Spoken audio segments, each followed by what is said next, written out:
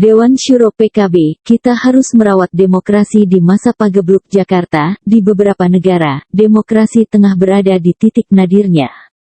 Wabah COVID-19 tanpa sadar melahirkan rezim otoriter di beberapa negara. Memang, di saat publik dirundung ketakutan, rezim berkuasa yang bersekongkol dengan parlemen, dapat mudah menancapkan kekuasaan penuh terhadap kendali negara dengan kuasa tak terbatas.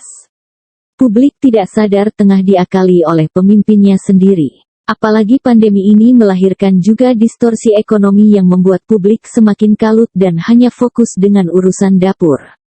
Mereka yang sadar ujungnya melakukan protes. Sayangnya protes pun tidak berguna, aparat negara gampang membubarkannya dengan alasan melarang kerumunan. Sebut saja Hungaria. Pada pertengahan tahun lalu, parlemen mereka menyetujui perundangan darurat penanganan pandemi corona. Perundangan ini memberikan kekuasaan tidak terbatas dan tak terkendali kepada Perdana Menteri Viktor Orban. Dikutip dari berbagai sumber, ancaman demokrasi juga terjadi di belahan bumi lainnya seperti di Bolivia, Amerika Latin. Pandemi memberi alasan untuk menunda pemilihan umum. Bahkan di Guinea, Afrika Barat, pemungutan suara ditunda atau dengan kata lain rezim terus berkuasa sementara oposisi tidak dapat berkampanye. Dengan alasan COVID-19, koran-koran dan majalah cetak juga dilarang beredar di Yordania, Oman, Yaman, Uni Emirat Arab, dan Iran karena dianggap dapat menyebarkan corona.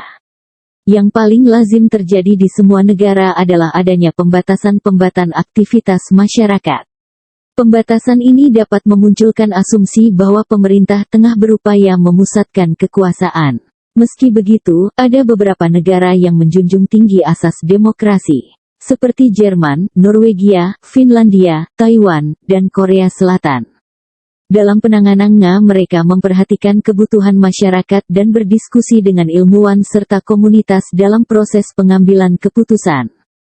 Pemerintah dan masyarakat berusaha mencari solusi yang dapat dilakukan bersama. Wakil Sekretaris Dewan Syuro DPP PKB, Kiai Haji Maman Imanul Haq KM, memastikan Indonesia tidak akan keluar dari rel demokrasi.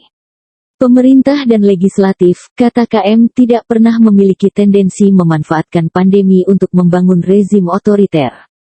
KM menegaskan, parlemen sebagai wakil rakyat akan memastikan bahwa kerja pemerintahan Indonesia tidak akan menyeleweng dari kerja-kerja demokrasi.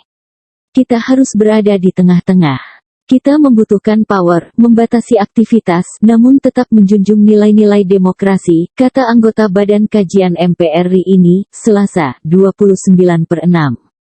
Fokus hadapi COVID-19.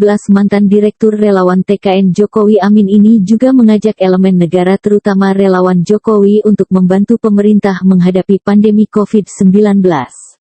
Jangan tambah beban Presiden Joko Widodo dengan atraksi-atraksi politik yang tidak perlu, serunya.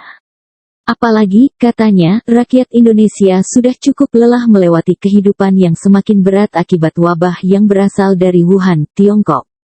Jangan sampai rakyat justru dipertontonkan dengan drama rebutan kekuasaan di tengah kepiluan hati ratusan juta masyarakat Indonesia. Sekarang waktunya kita menunjukkan merah putih di dada dengan saling membantu sesama. Lihat keluarga kita, tetangga, kerabat kita apakah mereka butuh bantuan. Angkat lengan baju kita, bantulah mereka semampu yang bisa kita lakukan, kata KM menambahkan.